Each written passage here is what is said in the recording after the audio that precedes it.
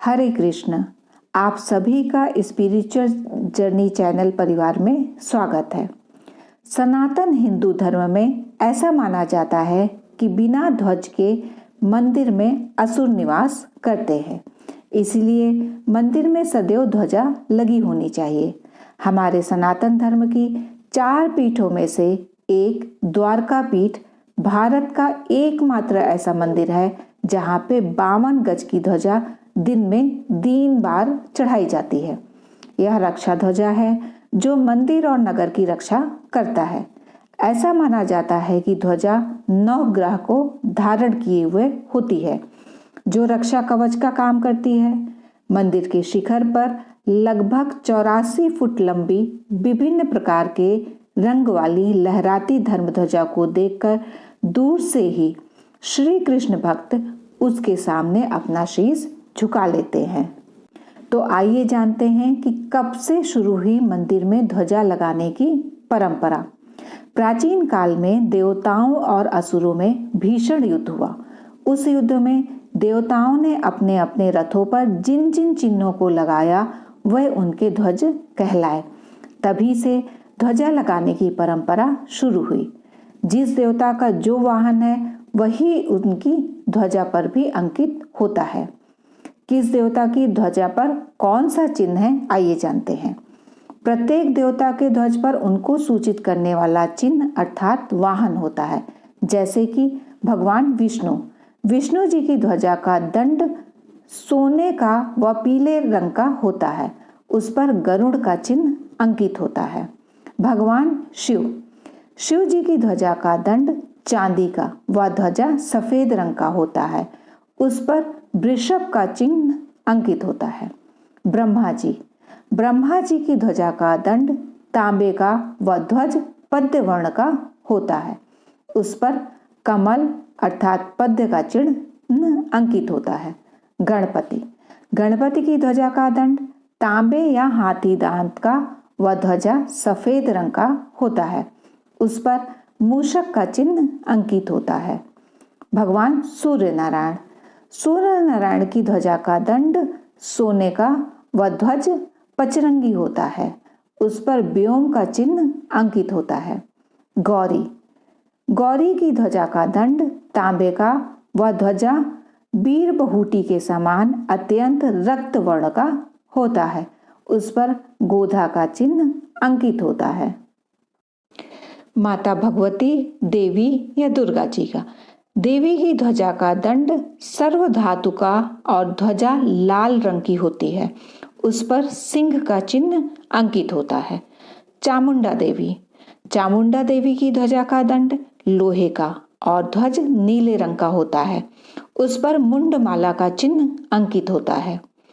भगवान कार्तिकेय की ध्वजा का दंड त्रिलौ का और ध्वज चित्रवर्ण का होता है, उस पर मयूर का चिन्ह अंकित होता है। बलदेव जी की ध्वजा का दंड चांदी का व ध्वज सफेद रंग का होता है, उस पर हल का चिन्ह अंकित होता है। कामदेव की ध्वजा का दंड त्रिलौह का अर्थात सोना चांदी और तांबा मिश्रित व ध्वज लाल रंग का होता है, उस पर मकर का चिन्ह अंकित होता है। यम की ध्वजा का दंड लोहे का व ध्वज कृष्ण वर्ण का होता है, उस पर महिष अर्थात भैंसे का चिन्ह अंकित होता है। इंद्र की ध्वजा का दंड सोने का व ध्वज अनेक रंग का होता है, उस पर हाथी का चिन्ह अंकित होता है। अग्नि की ध्वजा का दंड सोने का व ध्वज अनेक रंग का होता है, उस पर मेष का चिन्ह अंकित होता है। वायु की ध्वजा का दंड लोहे का व ध्वज कृष्ण वर्ण का होता है, उस पर हरिण का चिन्ह अंकित होता है। कुबेर की ध्वजा का दंड मड़ियों का व ध्वज लाल रंग का होता है, उस पर मनुष्य के पैर का चिन्ह अंकित होता है। वरुण की ध्वजा पर कच्छप चिन्ह भी अंकित होता है। ऋषियों की ध्वजा पर कुश का चिन्ह अंकित होता है। प्रायः लोग किसी मनोकामना पूर्ति के लिए हनुमान जी या देवी जी के मंदिर में ध्वजा लगाने की मन्नत रखते हैं।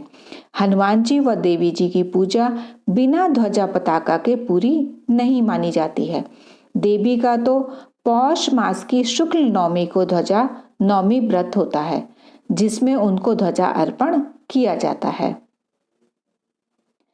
अब प्रश्न यह है कि मंदिर में ध्वजारोपण से कैसे हमारी मनोकामनाएं पूर्ण होती हैं।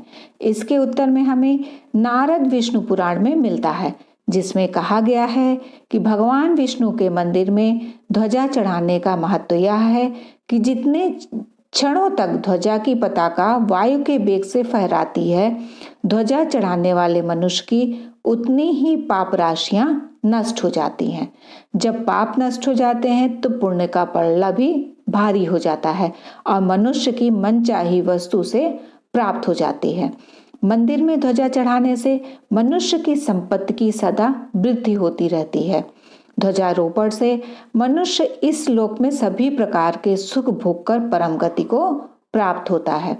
जिस प्रकार मंदिर की ध्वजा दूर से ही दिखाई पड़ जाती है, उसी प्रकार ध्वजा अर्पण करने से मनुष्य हर क्षेत्र में विजयी होता है और उसकी यश पताका चारों ओर फहराती है। ध्वजारोपण के लिए पहले सुंदर ध्वजा का निर्माण कराते हैं, फिर शुभ मुहूर्त में जिस देवता को ध्वजा चढ़ानी है उन भगवान का पूजन करते हैं। इसके पश्चात ध्वजा का पंचोपचार अर्थात रोली, चावल, पुष्प, धूप, दीप और नैवेद्य से पूजन करते हैं।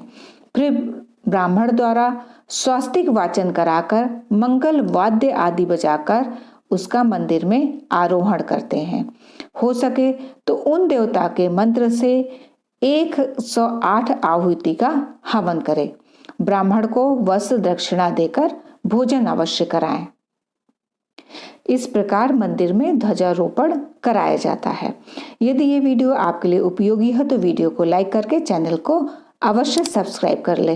वीडियो के देखने के लिए आप सभी का बहुत बहुत धन्यवाद। हरे कृष्णा।